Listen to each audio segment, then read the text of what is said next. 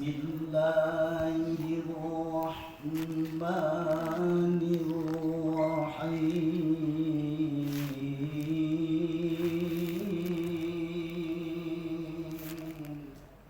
Azawqa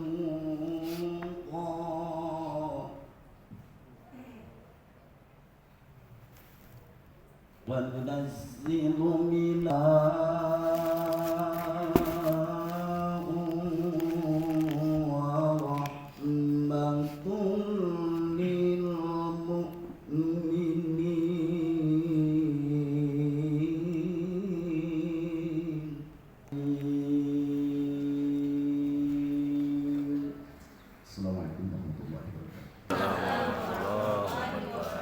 Alhamdulillah wassalatu wassalamu ala rasulillah wa ala alihi wa ashabihi wa man wala la haula wala quwata illa billah wa ba'd. Alhamdulillah, ya, segala puji bagi Allah Subhanahu wa taala yang telah memberikan segala macam kenikmatan kepada kita semua, baik nikmat iman, nikmat Islam, serta nikmat kesehatan.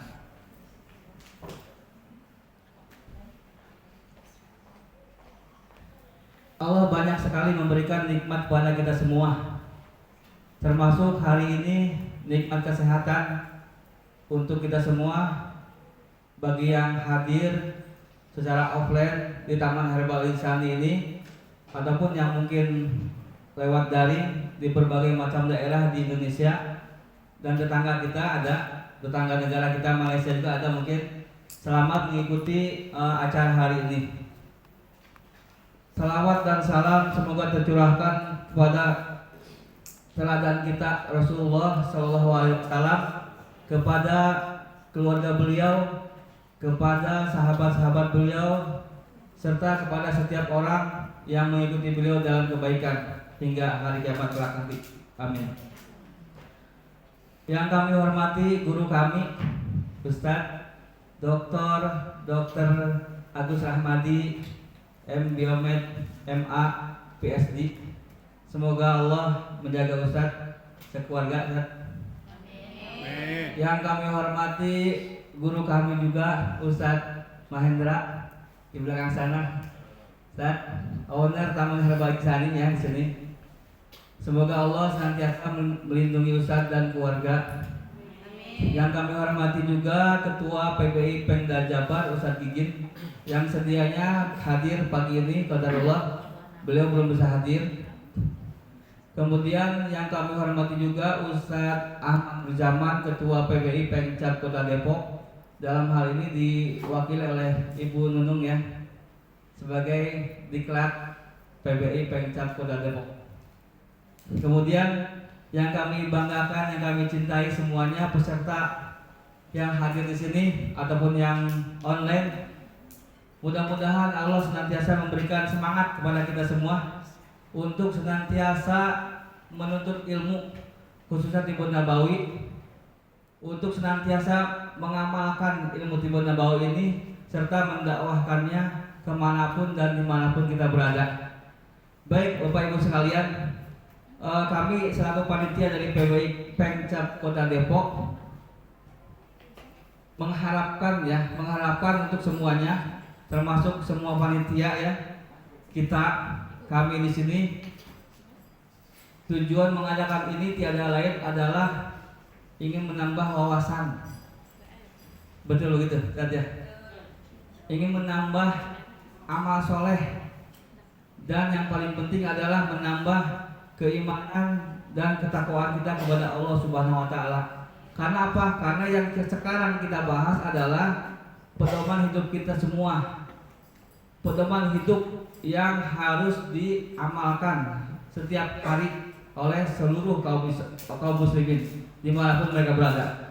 Oleh karena itu, kami selaku panitia mohon kepada Bapak Ibu semua yang hadir di sini ataupun secara online di luar sana, manfaatkan kesempatan yang baik ini sebaik-baiknya ya, karena waktunya sangat terbatas. Kita sampai zuhur, kemudian rehat sampai pukul 1 dan dilanjut sampai menjelang asar. Bahasan ini mungkin yang pertama atau yang pertama sekali ikut seminar ini. Masya Allah. Ya. Alhamdulillah ya, Masya Allah. Takbir. Masya Allah. Alhamdulillah Pemkab Kota Bogor dapat kemuliaan membahas buku Dr. Agus ya, Masya Allah. Mudah-mudahan bermanfaat untuk kita semua ya.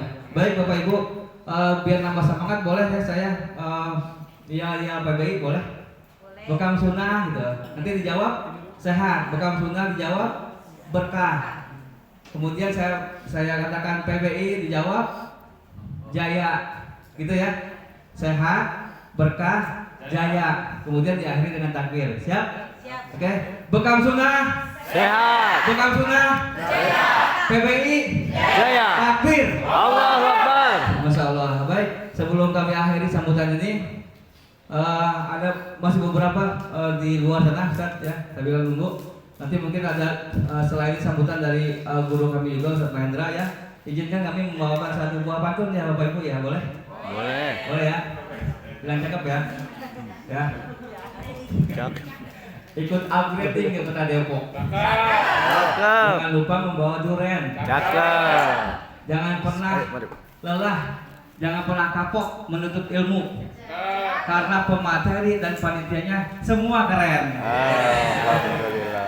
Pesertanya kami mudah-mudahan acara hari ini bisa menambah keimanan kita kepada Allah ya. Amin. Amin. Assalamualaikum warahmatullahi wabarakatuh. Waalaikumsalam warahmatullahi wabarakatuh.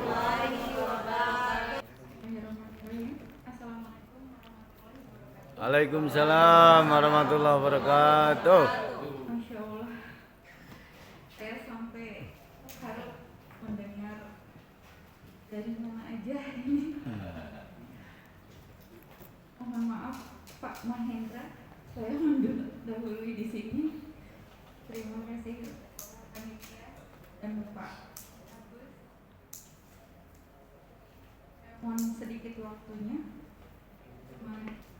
Akan menyampaikan salam dari Bapak Ketua Pemkab Bupati Depok Pasir, menyampaikan salam buat para peserta yang sangat luar biasa ini. Dan saya tidak banyak menyampaikan kata-kata karena saya sangat terharu dengan para mujahid dan mujahidah Bekam ini yang sangat luar biasa antusiasnya untuk memperjuangkan Bekam Sunnah ini. Saja saya cuma mengucapkan selamat datang dan selamat menimba ilmu dari Bapak Dr. Agus Rahmadi. Oh iya, Dr. Agus Rahmadi, MDiomed, MA, PhD. Beliau guru saya juga dan Ustadz Mahendra juga, beliau juga guru saya juga. Terima kasih atas waktunya dan mohon maaf ada sedikit kado dari Pemkab Depok katanya. Saya cuma nitip-nitipin aja ya Bu. Mohon maaf, semoga bermanfaat ya Pak. Untuk yang terdekat, mohon izin Pak, mohon ke depan dengan yang terjauh dan yang pertama hadir karena biasanya bukan terjauh yang dari nomor mana? satu aja yang hadir pertama sama yang paling terlambat hadir. Ya, saya deh.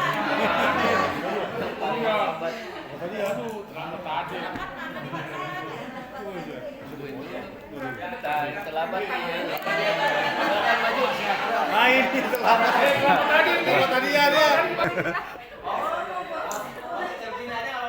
Iya nggak apa. Ya, Bapak mau selfie aja.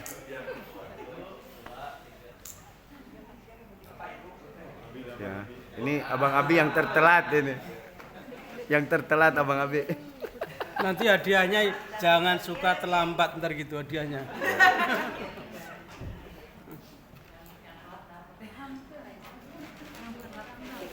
Pak Haji yang terjauh nih ujung kulon. Pulau paling ujung. Iya. Malah dapat hadiah ini orang tertelat ini. Paling telat dapat hadiah. Yang banyak merah. Kantongnya doang. Yang merah buat yang terlambat. Dapat kantong. Yang merah mbaknya enggak itu. Dapat kantongnya, dapat kantong. Ah, memang Bang Abi mimpi apa ini?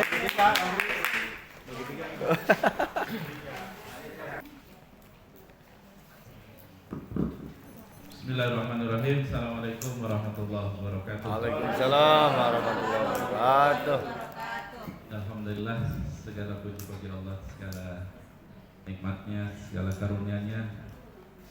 Atas rahmat-Nya lah kita bisa hadir pada hari ini. Semoga Allah berikan kebaikan yang banyak buat kita semua. Dan insya Allah yang kita pelajari hari ini Allah pahamkan. Amin. Salawat serta salam kita aturkan kehadiran baginda Rasulullah Muhammad SAW pada keluarganya, para sahabatnya, dan kepada kaum mukminin dan mukminat yang istiqomah menegakkan kalimat Allah hingga akhir zaman. Alhamdulillah yang kami hormati Bapak Profesor Dr. Agus Rahmadi ya. Yang kami hormati Ketua Pemkab Bogor, Depok, dan teman-teman sekalian anggota PBI yang dirahmati Allah. Alhamdulillah hari ini Bapak Ibu hadir dalam kaitan mempelajari salah satu cabang ilmu yang luar biasa ya, barakallah ya. Jadi Allah hadirkan salah satu guru kita, Dr. Agus ini. Kalau di PBI beliau sebagai Dewan Pakar, sumber ilmu, suka belajar, ilmunya sangat dalam ya. Jadi alhamdulillah berkenan hadir nih, Dok. Terima kasih banyak. Terima kasih banyak ya. Beliau jadwal cukup banyak dan teman-teman dikasih peluang untuk belajar itu cukup, kalau Anda melihatnya istimewa ya. Teman-teman bersyukur banyak. Semoga nanti bisa ngisi di acara PBI Pusat. Ya Dok ya. Amin. Bapak Ibu sekalian, materi ini materi yang kalau saya melihat itu advance ya, materi yang lompatannya jauh sekali. Bapak Ibu akan diajarkan bagaimana berkomunikasi dengan makhluk yang kasat mata, dengan kuman, apalagi itu virus, bakteri. Ini salah satu ilmu yang Allah tuangkan kepada hambanya Nabi Allah siapa? Sulaiman alaihissalam. Ya. Nabi Allah Sulaiman itu diberikan karunia bisa berkomunikasi dengan alam semesta ya. Termasuk dengan awan tuh. Awan tuh disuruh datang dia, suruh pergi dia. Ini salah satu ilmu yang mungkin beliau sudah dalami cukup lama. Saya ikut waktu disertasi doktornya ya di UIN waktu itu. Saya termasuk termotivasi bahwa segala sesuatu yang hidup maupun yang mati menurut kita itu sama kayak kayu ini. Menurut kita dia mati, sesungguhnya dia hidup di hadapan Allah Subhanahu wa taala dan dia berzikir. Makna berzikir itu berarti dia berkomunikasi. Gitu. Ketika dia bisa berkomunikasi, nah kita akan diajarkan nih bagaimana cara berkomunikasinya. Mudah-mudahan kita bisa paham dan nanti tidak duduk di sudut pohon tertentu kemudian ngobrol sendiri dengan pohon. Semoga kita bisa menjadi bagian untuk mengamalkan ilmu ini. Ini ilmu yang luar biasa saya lihat ya, karena sangat sedikit orang yang mengajarkan ilmu ini gitu. Dan beliau punya kapasitas. Kalau orang bilang beliau doktor, saya senangnya bilang beliau profesor. Profesor itu kan sebuah pengakuan oleh negara. Ya, sebelum negara saya dulu lah. Karena kapasitas itu sudah di sana, melampaui itu sebenarnya. Jazakallah khairan sekali lagi, semoga keikhlasan dokter mengajar ini bisa sebagai sebuah pemberat timbangan amal kelak di yaumul qiyamah. Dan kita yang belajar semoga Allah pahamkan. Ilmu yang luar biasa Bapak Ibu adalah terapis yang akan menghadapi mungkin ribuan atau mungkin ratusan ribu atau mungkin jutaan orang yang sakit, yang salah satunya mungkin nanti berhadapan dengan penyakit berat, misalnya kanker. Kanker itu kan sel yang hidup, ya Dok ya. Dan coba kalau dia kembali pada fitrahnya, fitrah dia itu kan baik sebenarnya. Kenapa dia menyerang sel sehat? kemudian dia menjadi frontal, menjadi jahat, mungkin ada sesuatu yang salah kali dalam badan kita, mungkin ya. Maka berdialoglah dengan sel kanker itu. Nah, kayak gitu kira-kira dok, yang udah ajarkan dok ya. Sehingga kita menjadi seorang pengobat yang paripurna. Dan semua itu ketika Allah berkehendak, jadilah dia. Gitu. Semoga kita bagian yang dipilih oleh Allah itu. Ya. Amin. Jazakallah buat teman-teman sekalian, dan semoga kita disehatkan dan bisa mengikuti pelatihan ini dengan maksimal. Demikian dari saya, salam dari Dr. Zaidul Akbar. Beliau lagi di Mekah Al Mukarram ya, lagi umrah ke sana. Mudah-mudahan acara ini bisa berjalan dengan hikmat dan penuh berkah. Amin. Jazakallahu khair. Assalamualaikum warahmatullahi wabarakatuh.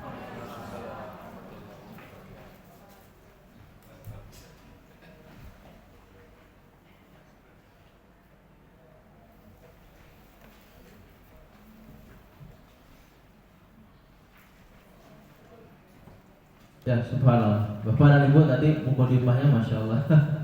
Ya, alhamdulillah Bapak dan Ibu, sambutan setelah beres kita akan memasuki ke acara inti yang Insya Allah yang akan langsung dibawakan oleh Dr. Agus Rahmadi, MBiomed, MPHD. Siap Bapak dan Ibu? Siap ya? Takbir! Takbir! Takbir! Pada guru kita semuanya, waktu dan tempat kami persilakan. Terima kasih. Bismillahirrahmanirrahim. Assalamualaikum warahmatullahi wabarakatuh. Waalaikumsalam warahmatullahi wabarakatuh. Alhamdulillah. Alhamdulillah ya Rabbil alamin. Alladzi khalaqal mauta wal hayata liyabluwakum ayyukum ahsanu amala. Asyhadu an la ilaha illallah wa asyhadu anna Muhammadan abduhu wa rasuluh la nabiyya ba'da. Allahumma shalli ala Muhammad wa ala ali Muhammad.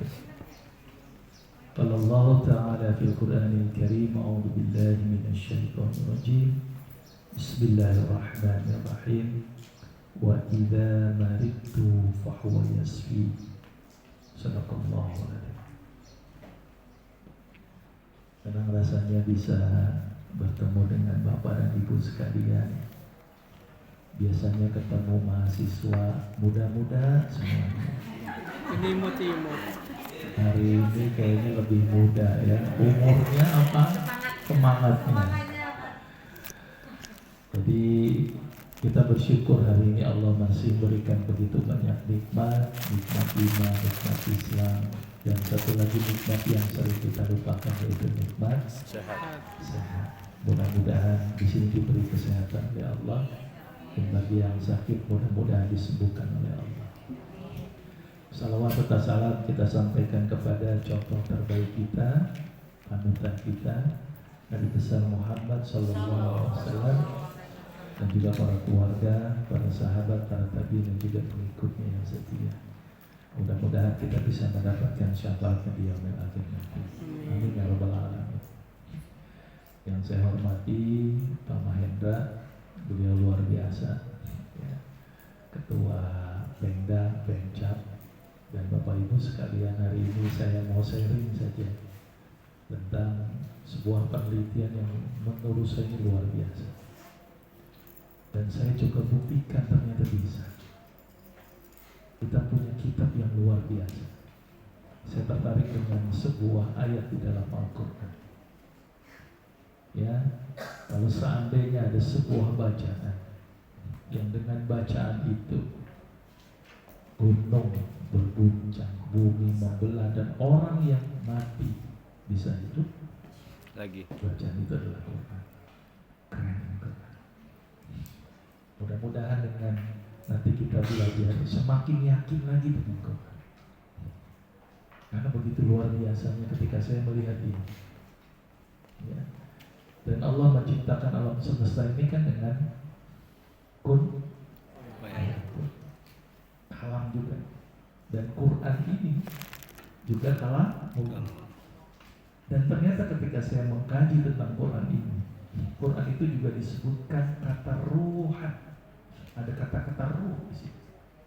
Dibawa oleh malaikat Jibril dan satu-satunya malaikat yang mendapat peringkat ruh, Ruhul Kudus, ditujukan kepada manusia yang memiliki ruh. Keren. Ada apa di Quran ini? Jadi ketika saya mengkaji lebih detail lagi tentang Quran, itu begitu luar biasanya, termasuk masalah panjang pendeknya itu penting sekali. Bentuk jamak, bentuk tunggalnya penting sekali. Mudah-mudahan ini menjadi motivasi teman-teman untuk terus belajar. Dan mohon maaf ini saya batasi karena memang biar teman-teman di sini biar paham. Karena bahasanya agak, mohon maaf ini saya sudah anggap S3 semuanya. Ya. Jadi memang agak harus benar-benar terbatas supaya nanti biar lebih jelas. Dan ternyata Allah memberikan petunjuk kepada kita melalui Quran ini. Coba kalau kita eksplor Quran, saya baru satu ayat saja saya eksplor. Allahu Akbar, gak habis-habis. Baru satu ayat saya eksplor aja gak habis-habis. Begitu luar biasanya tentang Quran ini.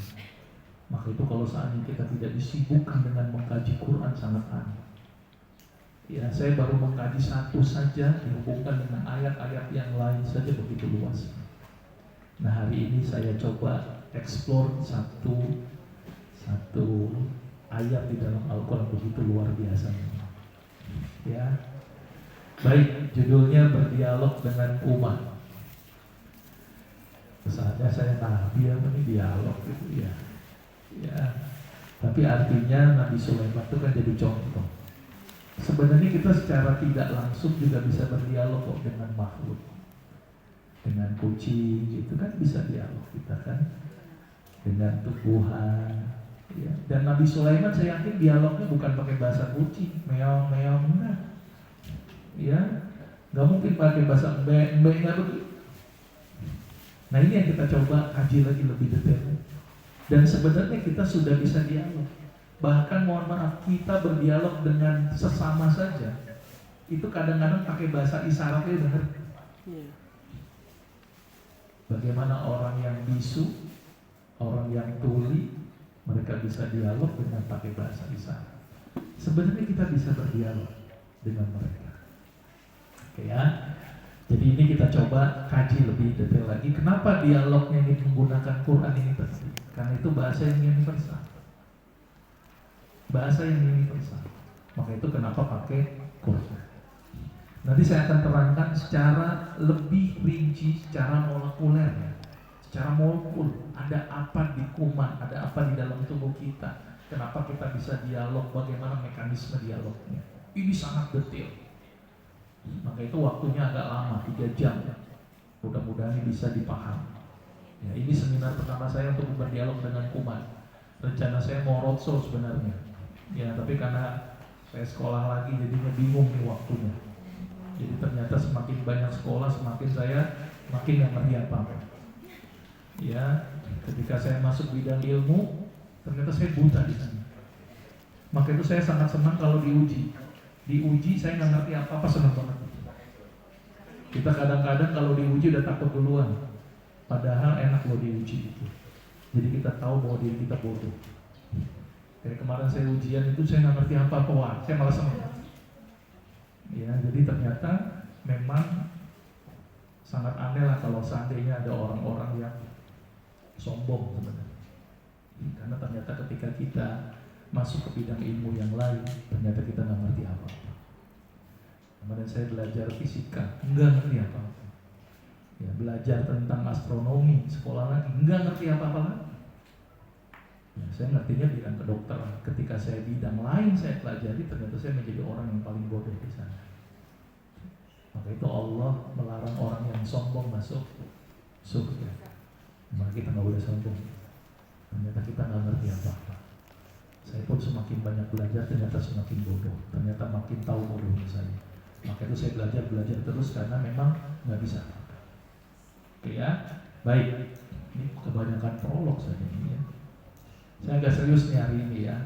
Biasanya kalau ceramah agak bercanda ini serius nih, penting nih soalnya. Karena pengen teman-teman biar paham. Pernah kebayang nggak sih bahwa kuman itu harus dialog juga? Buktinya apa? Kucing sesama kucing dialog nggak? Dialog. Ya kan? Ngomong juga. Cuma kita nggak ngerti itu bahasa mereka. Ternyata kuman pun juga dialog, ngomong. Maka itu kalau kita bisa menselaraskan dialog mereka, berarti kita bisa berdialog dengan mereka. Ini penting dulu, menselaraskan, pakai bahasa-bahasa yang sifatnya universal, bahasanya begitu. Sel pun juga dialog betul. Sel di dalam tubuh kita ini, kalau mereka nggak ada dialog, maka tubuh kita ini akan tumbuh terus menerus, nggak akan ada berhentinya. Misalnya nih, ini luka, rapat kan lukanya? Habis rapat tumbuh lagi nggak dia? Enggak, stop. Sudah kan? Ini saya bolongin, rapat, stop. Kalau nggak begitu tumbuh terus, tumpang tinggi. Nah, termasuk kuman tadi. Selama ini mohon maaf, saya mau nanya, kuman itu kita anggap sebagai musuh atau tidak musuh? Musuh. Bukan? Itu kita tuh begitu luar biasanya. Sama makhluk Allah aja dianggap musuh. Coba nih bayangin dulu, karena konsep saat ini kita menganggap bahwa kuman adalah sumber penyebab penyakit, sehingga dia harus dibunuh. Itu image kita. Maka itu dikasih antibiotik, mati. Atau dikasih probiotik biar kuman baiknya muncul supaya bisa melawan kuman jahat. Itu jahat juga menurut saya. Mohon maaf loh ya. Mohon maaf, ini persepsi saya nih ya. Ya kan, karena sama-sama bikin berantem kan begitu. Ya kan, udah banyakin kuman baik, nanti kuman jahatnya mati supaya kuman baiknya melawan kuman jahat. Berarti sama aja kita bikin pertumpahan darah di antara kuman. Kan begitu kan? Bener nggak? Ini mohon maaf, ini konsep saya ini. Ya, kalau menurut saya dialog saja supaya tidak terjadi pertumpahan darah. Orang yang jahat bisa jadi baik.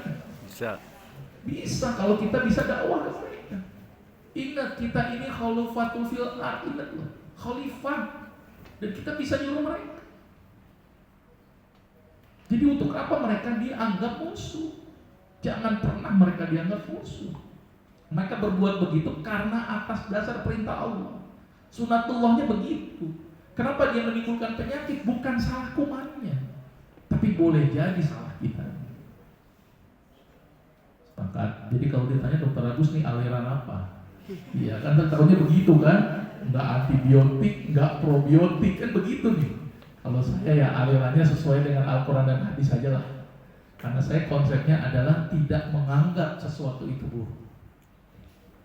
Kuman itu bukan musuh buat kita.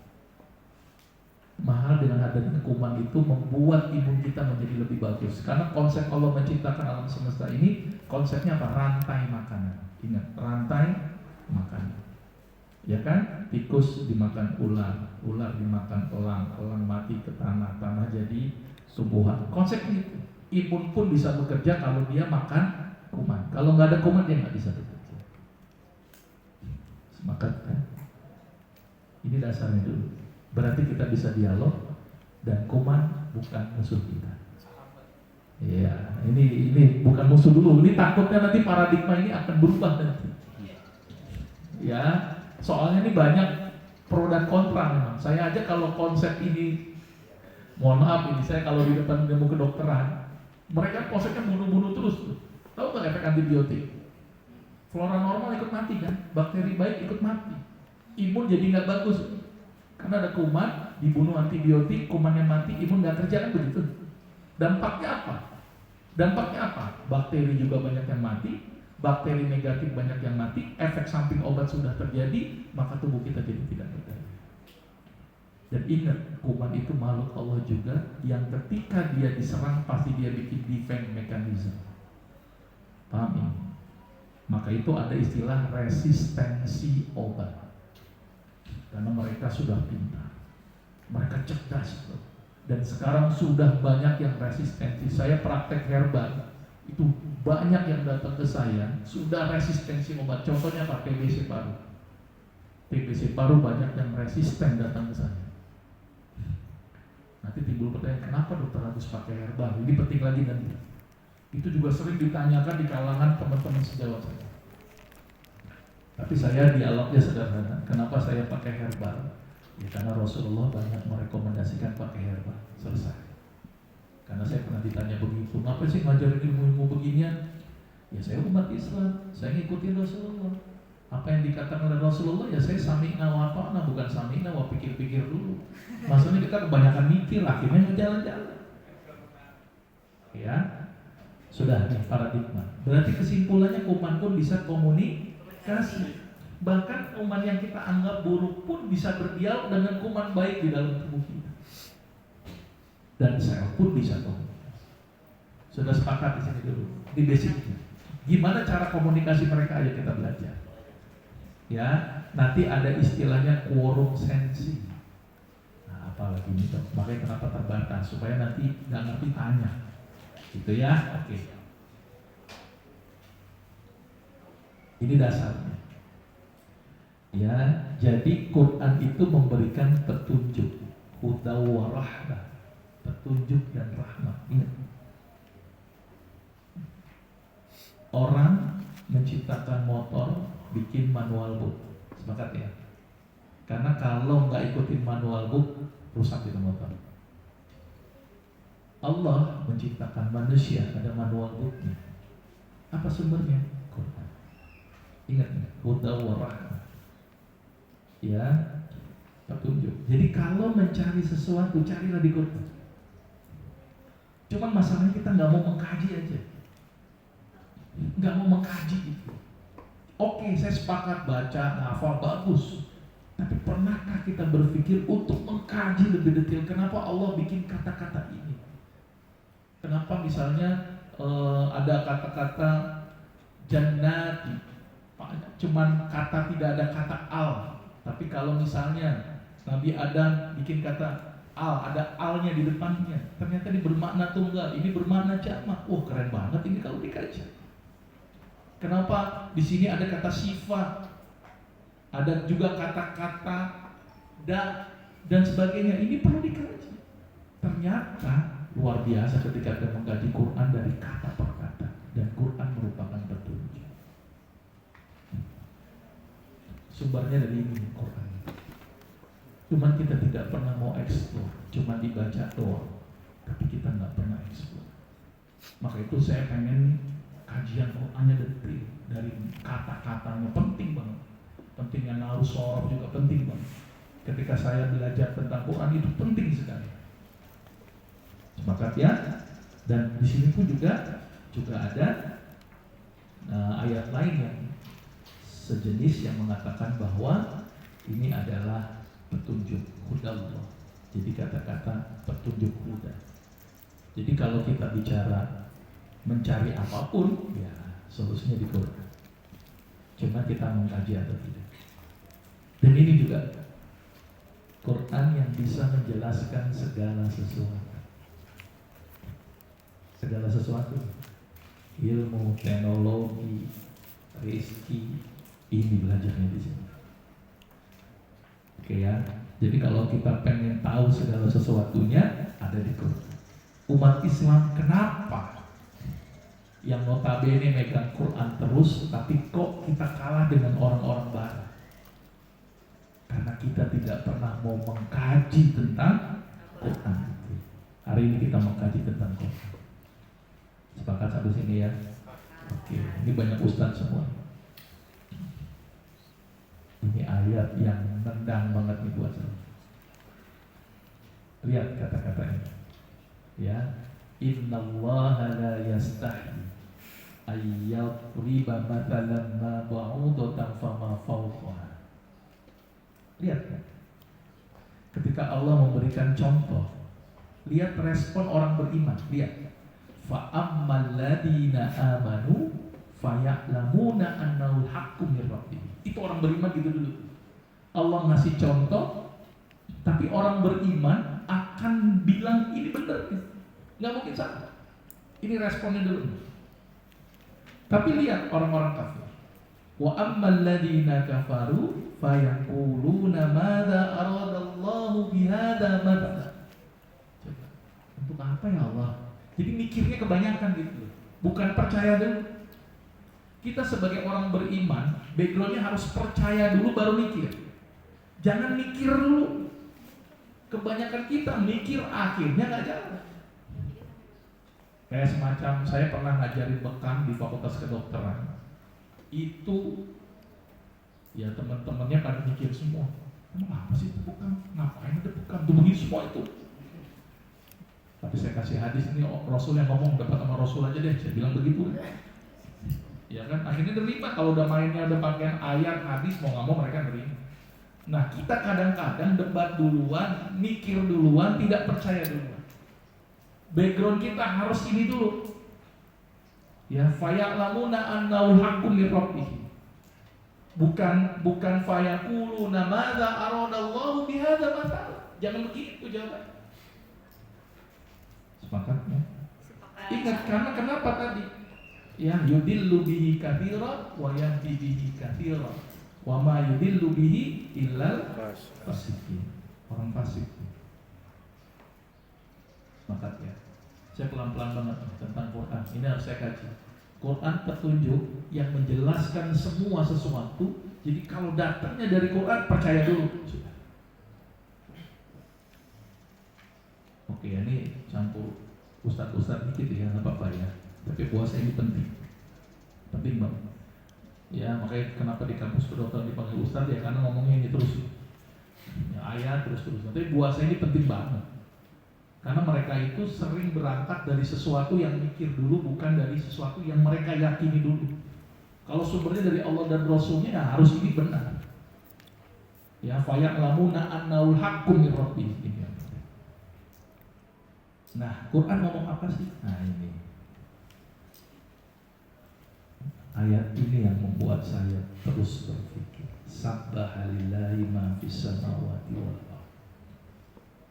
Mereka bertasbih. Cuma tasbihnya kita nggak paham.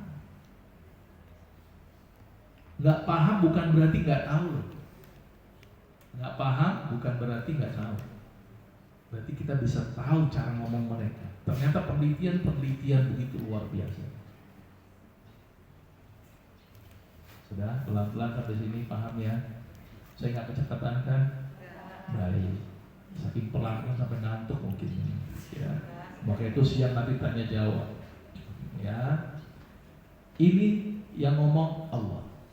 Mereka ngomong, mereka bertasbih. Tetapi kamu sekalian tidak mengerti tasbih mereka. Illa yusabbihu bihamdi.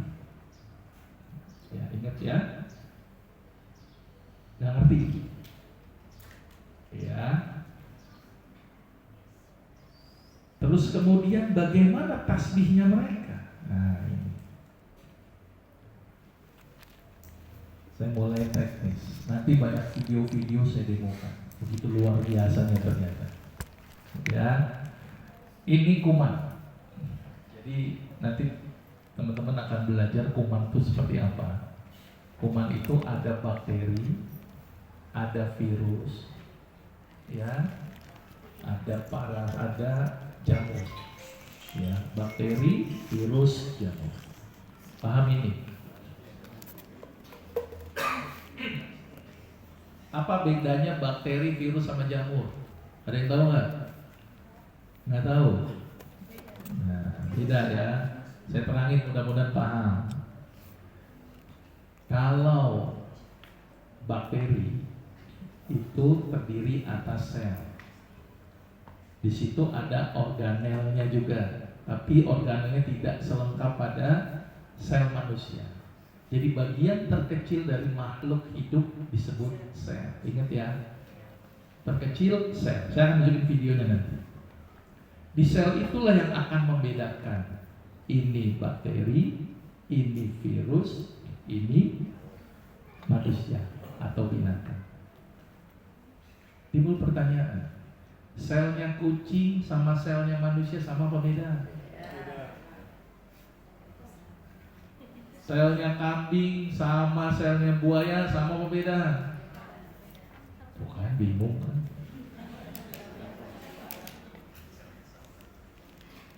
Nah ini yang harus dipahami. Sel kita sama sel kucing, sama buaya, sama kambing, sama ayam sama. Kok bisa dok? Satu bentuknya ayam, satu bentuknya manusia. Ya, kenapa bisa begitu? Bisa beda? Ternyata di dalam sel ada namanya inti sel. Di dalam inti sel ada yang namanya kromosom. Di dalam kromosom ditarik itu ada untai yang namanya DNA. DNA itulah yang mengkode-kode bentuk dari makhluk. Misalnya hidung manusia kodenya ada namanya guanin, sitosin, timin. Ini kode-kodenya namanya gitu. GAATC, hidungnya begini. Kalau GAATCCC mancung, GATTCC pesek. Misalnya ADCC itu ada kode-kodenya. Oh hidungnya kayak bebek, misalnya begitu. Paham nih? Yang menentukan kode itu siapa? Allah itu yang menentukan urutannya. Namanya pasangan basa. Jadi bisa nggak orang itu lahir misalnya ya manusia, kemudian misalnya telinganya kayak keledai, bisa nggak? Bisa. Bisa. Tinggal dirubah kodenya. Paham? Pelan-pelan saya ini. Ini basicnya dulu nih. Karena kalau ini nggak tahu nanti nggak akan tahu nih lebih detailnya lagi. Sudah paham ya? Pelan-pelan nih, saya pelan-pelan. Jadi sel pada makhluk dengan kita sama. Maka itu kenapa ada istilahnya, pernah dengar ya istilah cloning, pernah dengar nggak? Tahu gimana cloning itu? Nah, misalnya gini, ibu pengen punya anak bu, pengen kayak Tom Cruise deh, misalnya begitu. Ya, tanpa perlu kawin sama Tom Cruise, cukup ambil selnya, sel darah, sel kulit, sel apa, nanti diambil kode gennya, kemudian dimasukin ke telur ibu. Maka lahirlah anak seperti Tom Cruise. Nggak perlu bapak. Jadi lahirnya Nabi Isa masuk akal. Tidak ada bapak bisa. Udah paham nih. Termasuk lahirnya Adam. Ada yang tahu nggak gimana cara Adam nih? Nah, bingung lagi kan ya? Nah itu sumbernya di Quran ada. Emang dibentuk terus jadi gitu tanah langsung jadi Adam, nggak begitu? Nanti kita terangkan lagi. Ini keren banget ketika saya mengkaji Quran lebih detail tentang Adam, tentang Isa. Kembali lagi ke laptop. Nanti saya kepanjangan nanti ngomong ini. Karena saya sering ada kajian bareng bersama, kajian tentang tadi ayat-ayat Allah. Jadi ayat itu yang kita kaji secara detail. Kita ada forumnya. Oke ya. Balik lagi. Jadi kesimpulannya, kita bisa nggak punya seseorang yang kita inginkan tanpa nikah? Bisa. Tapi inilah etika. Ini yang sudah melanggar, nggak benar. Paham ya? Sudah nih. Terus bisa nggak kita rubah-rubah gen? Bisa. Maka itu kenapa itu dilarang dalam kode etik kalau ubah-ubah gen, termasuk hewan. Kebenaran S2 saya biomedik, ubah-ubah gen, bikin gen. Saya bikin gen. Ya. Gennya kecil, kalau gen kan tuh panjang tuh sampai berapa juta. Saya bikin gennya cuma 24 pasang basa. Gen itu ada kode-kode tadi, adenin, guanin, sitosin, timin. Ini kode apa sih? Itu kode bahasa yang ada di DNA tadi. Nah, ini ngerti apa enggak nih? Saya udah sampai detail-detail nih. Ngerti ya, mudah-mudahan ya. Ini bengong diem, ngerti apa enggak ini? Ya sudah, oke ya. Ini sampai levelnya harus angan-angan dulu ini, karena kalau nggak sampai situ nggak masuk nanti. Ya, saya bikin gen namanya mikroRNA. Mikro RNA. RNA itu adalah pusing lagi nanti. Tadi kan ada DNA. DNA ada namanya RNA. Bagian terkecil yang dikopi dari DNA. DNA itu kan pasangan basa. Ambil satu rantai RNA saja, itu bisa mempengaruhi tubuh. Nah, kenapa ini penting saya pelajari? Karena hubungannya dengan ini nanti. Jadi ternyata kita bisa bikin RNA. Jadi pernah melihat nggak sapi ukuran gajah? Iya, benar. Nah, itu gampang sekali. Itu kerjaan saya dulu. Jadi saya bikin RNA, saya masukin supaya ototnya besar. Jadi cuma menstimulus pakai mikro RNA. Itu kerjaan saya dulu tuh. Jadi cuma nggak pakai obat modelnya, tapi yang mikro RNA. Ya, udah nggak ngetren itu obat. Tapi ini lebih keren lagi. Levelnya bukan mikro RNA, tapi levelnya gelombang. Dan gelombang itu bisa mengubah sesuatu. Keren. Masalahnya saya nyoba sendiri, ternyata bisa. Berarti boleh jadi saya bisa mengubah batu jadi emas. Ya, bisa jadi loh ini ya. Maka itu Dajjal itu bisa jadi itu tuh. Dan ini mudah ternyata. Dan saya bisa. Ini percobaan yang saya lakukan. Tahu gula pasir? Kalau dimakan gula naik nggak? Nah, ini saya bikin dia tidak naik. Cuma diperintah doang. Benar kata Pak Mahendra, ini pun makhluk. Nah, ternyata ketika kita perintahkan, struktur molekulnya berubah. Tahu penelitian Mas Araimoto? Yang air berubah? Itu struktur molekulnya. Tapi ini sampai selevel, dia itu tidak bisa diterima oleh reseptor di daerah usus, sehingga ketika gula itu masuk, dia nggak kena enzim yang namanya alfa glukosidase, sehingga dia nggak dipecah itu menjadi glukosa. Jadi lewat aja itu jadi feses. Bisa ternyata dengan mengubah struktur molekul dengan perintah. Nah, keren kan? Nah, kalau yang Mas Araimoto tahu kan penelitian Mas Araimoto? Tahu ya? Yang ketika air dibacain berubah, tahu ya? Kalau kata-kata baik berubah, kok bisa berubah? Mengubah apa? Air mah tetap, tapi struktur molekulnya yang berubah. Dan struktur molekul itu mempengaruhi proses penyerapan. Nah, mulai pusing lagi nih, mikir lagi ini ya. Saya ilmiah loh ini ya, saya bukan doktrin. Karena saya sebagai seorang dosen, saya harus pakai bukti scientific base. Dan Mas Araimoto itu sudah dibuktikan kan dengan ilmiahnya kan, bahwa struktur molekul bisa berubah. Berarti kita bisa mengubah sesuatu nggak? Bisa. Dan ternyata bisa kok. Tapi saya nggak jual bebas itu produknya. Ya, mengubah makan gula, tapi gula nggak naik juga. Ini keren banget. Dan bahkan saya bisa mengubah tadi pertumbuhan saya suruh cepat. Tahu toge? Ya, toge kan butuh waktu 3 hari.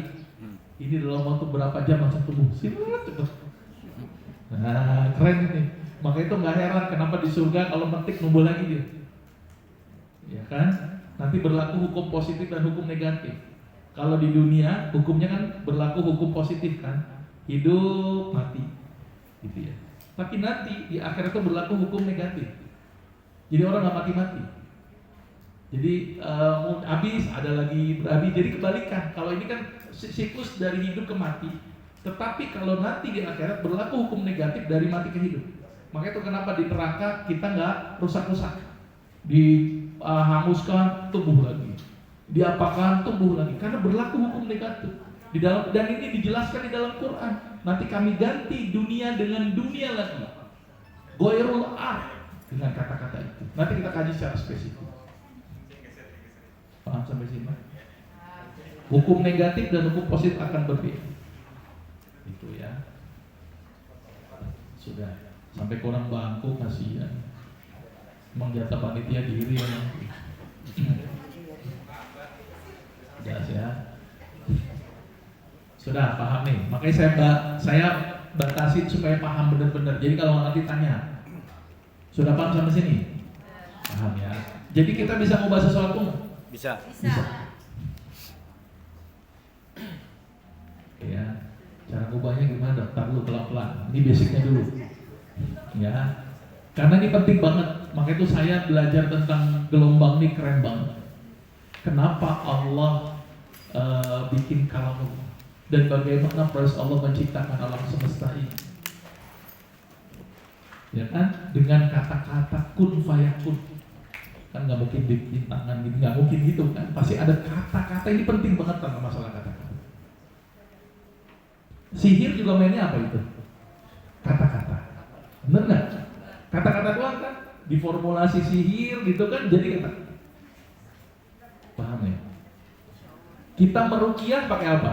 Kata-kata. Bedanya orang resmi nikah nggak nikah dengan apa? Kata-kata. Yang menentukan kita surga dan neraka juga kata-kata. Ada apa dengan kata-kata? Ini yang kita kaji. Coba nih, ini pada pusing semua nggak nih? Enggak. Paham ya? Baik. Oke. Ternyata kuman pun juga berkata-kata. Ini contoh gambar. Jadi kumar itu ngomongnya pakai bahasa yang ternyata bahasa itu menghasilkan satu molekul senyawa yang itu dipakai untuk komunikasi antar kuman. Namanya AHL, acylated homoserine lactone. Berbahasa apa gitu?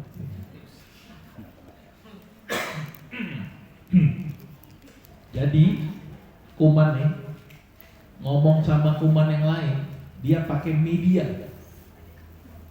Ngomong juga menghasilkan gelombang, ada menghasilkan gelombang, tapi dia juga menghasilkan media. Medianya apa? Yang disebut dengan AHL. Ngomong, ayo kuman tumbuh yuk, tumbuh. Nanti kalau udah numbuh, mentok, udah akhirnya dia stop untuk tumbuh. Maka itu beruntung loh. Coba kalau Allah jadikan kuman ini, contoh sederhana, demam berdarah. Masa inkubasinya berapa lama? 14 hari. Kenapa dibikin 14 hari? Kenapa nggak seumur hidup inkubasi terus-terusan? Karena ternyata mereka ada life cycle-nya. Jadi ada masa hidup. Coba kalau virus nggak ada masa hidup, mati semua dong. Manusia ada masa hidup juga nggak? Ada. Namanya life cycle. Kalau manusia ditentukan oleh apa? Satu enzim di dalam sel namanya telomerase, yang ternyata ini yang membedakan sel normal dan sel kanker. Sel normal dia ada life cycle-nya mati sudah. Tetapi sel kanker disebut juga immortal cell. Kenapa immortal cell? Karena sel kanker rantai telomernya itu terus karena ada enzim telomerase. Maka itu kenapa sel kanker itu sel yang nggak mati-mati, karena ada enzim telomerase yang memperpanjang rantai DNA-nya sehingga dia tumbuh terus-menerus dan dia nggak mati-mati, kecuali inangnya mati. Makanya kalau bapak ibu pengen nggak mati-mati, ya tadi jadikan semua sel dalam tubuhnya kanker semuanya. Masalahnya kankernya sebagian, kanker hati doang, ya jadi rusak. Kanker payudara doang, coba semua tubuhnya kanker, sama-sama merusak, kan itu nggak mati-mati.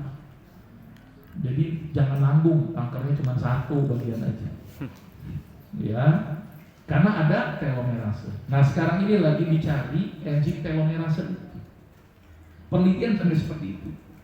Bagaimana usia diperpanjang terus-menerus dengan menghasilkan enzim-enzim. Sudah ya, kembali lagi ke laptop. Saya takutnya kemana-mana.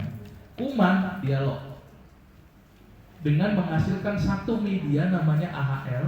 Untuk apa? Untuk nyuruh tumbuh. Sudah nih. Setelah dia tumbuh, dia ada batasnya, namanya sensing untuk quorumnya. Sehingga ketika dia sudah mentok, sudah habis, dia akan degradasi sendiri. AHL-nya stop sendiri. Itulah kuman. Coba kalau nggak ada komunikasi, kuman terus-terusan tumbuh, kita cepat mati. Allah menciptakan alam semesta ini begitu luar biasa. Maka itu kita sehat tuh karena Allah bikin sehat. Jangan bangga, wah saya sehat tuh gara-gara pola hidup sehat. Kata siapa? Ada juga orang pola hidup sehat mati juga. Ada orang yang pola hidupnya nggak bener, ya juga hidup panjang juga. Jadi kita sehat, kita sakit, kita mati, Allah ini bergerak. Tapi ingat, dalam konsep sunnatullah, Allah pun juga ngajarin supaya gimana kita panjang umur. Paham ya? Tapi di luar sunnatullah, Allah berkehendak. Ya, siapapun dari kita, Allah punya kehendak apapun. Pahami di sini ya. Sama dengan umat. Dialog, stop. Ini secara sunnatullah. Udah paham ya? Lanjut. Lihat di sini. Wa nunazzilu minal Qur'ani ma huwa shifa. Kami turunkan Quran ini obat. Dalam banyak tafsir, saya membaca kurang lebih 12 kitab tafsir. Semuanya berbicara shifa ini bisa bermakna secara fisik, bisa bermakna secara psikis. Dua, fisik, psikis. Paham ini ya? Jadi bukan hanya psikis saja, fisik pun juga bisa diobati dengan Quran. Ya, dilanjutkan selain sifat warahmah juga rahmat buat kita. Tapi dilanjutkan dalam ayat ini, wala yajiduz zalimina illa khasar. Tuh lihat. Ya, tidak menambah nih kepada orang-orang yang zalim selain kerugian. Lihat kata-kata di sini, ini menarik ketika ya. Sifat warahmah, tapi ada kata-kata lil mu'minin. Lihat. Sifat warahmah lil mu'minin. Bisa menjadi obat baik fisik, baik psikis, dan bisa menjadi rahmat, tapi bagi orang-orang yang yakin, orang-orang mukmin, orang yang mempunyai percaya kepada Quran bahwa Quran itu bisa menjadi obat. Ini konsepnya. Maka itu sebenarnya sebagai seorang terapis ruqyah itu harusnya bagaimana membuat orang itu percaya dengan Quran. Itu konsepnya dulu. Karena kalau nggak percaya nggak ngefek gitu. Maka itu yang paling penting adalah ilmu. Dakwah kita itu di ilmu. Orang bisa beralih ke bekam setelah kita ajarin kan, bekam bermanfaat, bekam ini, baru tahu kan dia berbekam. Coba kalau nggak ada ilmu, nggak tahu itu bekam. Maka itu Allah akan mengangkat derajat orang-orang yang berilmu. Karena buat saya yang penting itu ilmunya dulu. Sama kita mau kita ruqyah, tapi orang itu nggak yakin dengan Quran, nggak akan bisa jadi obat. Dan bicara keyakinan ini konsep yang cukup penting. Karena nggak akan menjadi sifat nih kalau dia nggak yakin dengan Quran. Jadi konsep ruqyah itu harusnya edukasi dulu, tauhidnya dibenerin. Karena ternyata kita mohon maaf ini kita banyak berkutik masalah syariat, tapi tidak berkutik masalah tauhidnya dulu. Saya sering bertanya. Coba saya mau nanya di sini. Ini masalah tauhid. Saya kasih 2 pertanyaan. Yang pertama, apa yang tidak dimiliki oleh Allah? Yang kedua, sifat apa yang tidak ada pada Allah? Ada yang boleh jawab? Ayo Ustaz semuanya. Apa yang tidak dimiliki oleh Allah?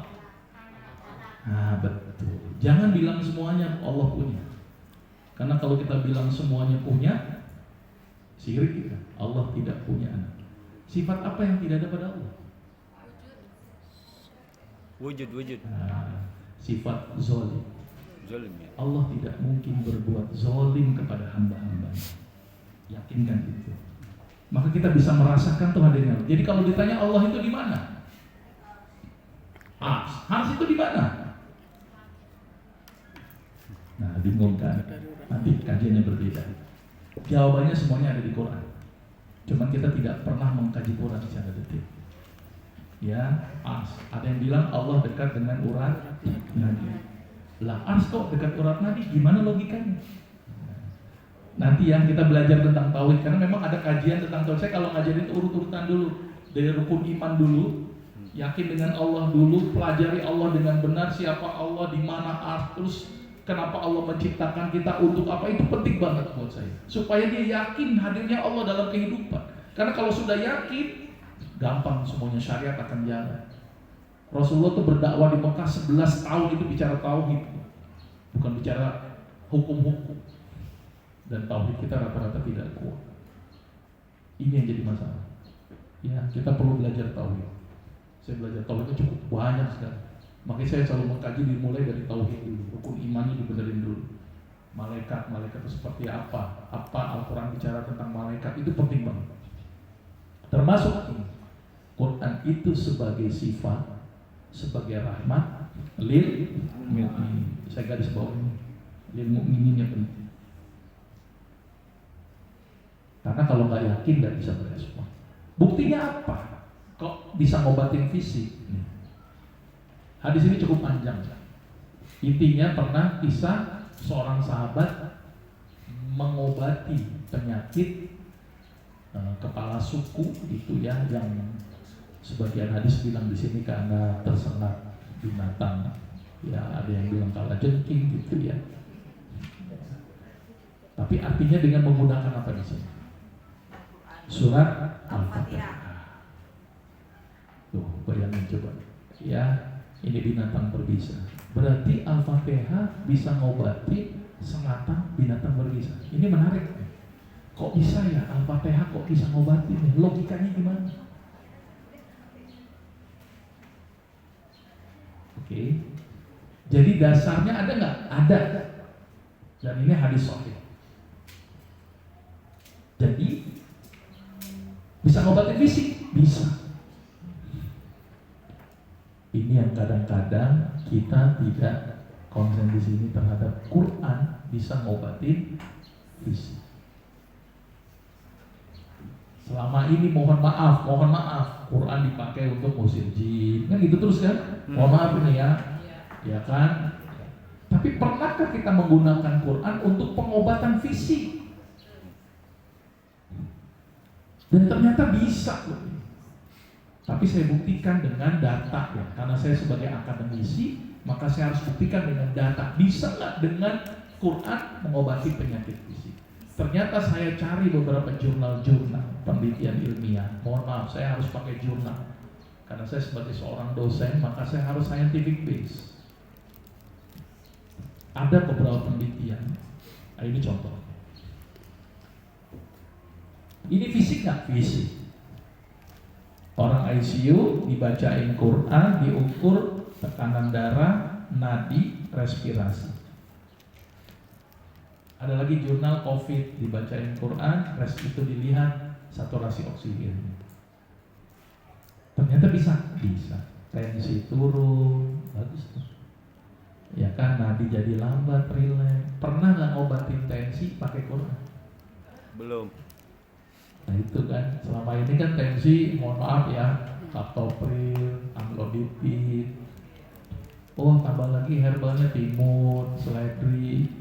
Qurannya entah. Bener nggak? Nggak pernah kita pakai Quran dulu. Belum. Padahal mah gampang sebenarnya. Bikin orang itu tenang, tensi turun. Ya. Dan ternyata jurnalnya ada.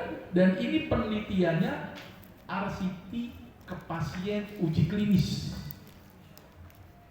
Tapi pernah kita pakai? Enggak.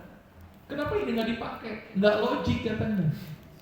Padahal logik sekali. Ini baru scientific yang sederhana. Logikanya gini nih, logikanya. Didengarkan Quran, nanti masuk ke telinga, telinga masuk ke otak, di otak akan terangsang saraf parasimpatis, sehingga parasimpatis menjadi aktif. Ketika aktif maka dia melebarkan pembuluh darah, relaksasi pembuluh darah, sehingga tensi menurun, jantung berkurang, oksigen menjadi bagus. Itu logiknya, dijelaskan dalam jurnal. Tapi buat saya ini masih telat. Ada yang lebih keren lagi dari itu. Responnya ke sel. Kalau ini kan responnya pendengaran dulu kan, pendengaran, otak, saraf parasimpatis, pembuluh darah melebar, Nadi turun, tekanan turun. Itu penjelasannya. Ilmiah. Tapi ini pun udah begini saja, nggak ada yang pakai untuk nurunin tensi. Coba semua dokter coba nyaranin coba. Kalau tensi nurun, Pak, tolong baca Quran sehari 2 juz. Wah, itu keren. Ya, sepakat. Ya. Jadi jangan begitu dulu. Jadi ada aspek yang sederhana ini yang tidak perlu biaya dulu deh. Tapi semakin meyakinkan dia tentang efek Quran. Sudah, ini penelitian dan ini RCT ilmiah, bukan penelitian pada hewan. Ini pada pasien di ruang ICU. Ya, ini penelitian tahun 2017. Kelihatan nggak sih, jelas ya? Iya. Oke ya. Tapi ini masih cetek ya. Level ibu lebih tinggi lagi nih tentang Quran sampai level ke makhluk Allah. Kita mohon maaf nih, kita menganggap makhluk Allah itu kan hanya terbatas pada itu kucing, itu tumbuhan. Tapi pernahkah berpikir makhluk Allah yang nggak kasat mata, tuh nggak kelihatan mata? Salah satunya kuman, itu juga makhluk Allah. Sel, makhluk Allah. Sudah ya? Oke, ini bukti fisiknya. Lihat di sini. Makhluk Allah itu berespon terhadap bacaan Quran. Ini yang saya bilang. Dan sekiranya ada suatu bacaan yang dengan bacaan itu gunung-gunung dapat diguncangkan, atau bumi jadi terbelah, gunung terguncang, bumi terbelah, orang yang mati dapat berbicara. Tidak lain itu adalah Quran. Lihat, keren kan? Gunung guncang, bumi belah, orang yang mati ngomong. Bayangin coba. Kenapa kita nggak pernah pakai Quran ini coba? Jadi kita tuh bisa menundukkan makhluk-makhluk Allah melalui Quran. Cuman masalahnya makhluk itu mau nggak diperintah oleh kita, kan begitu. Padahal kita kan khalifatul fil ardh.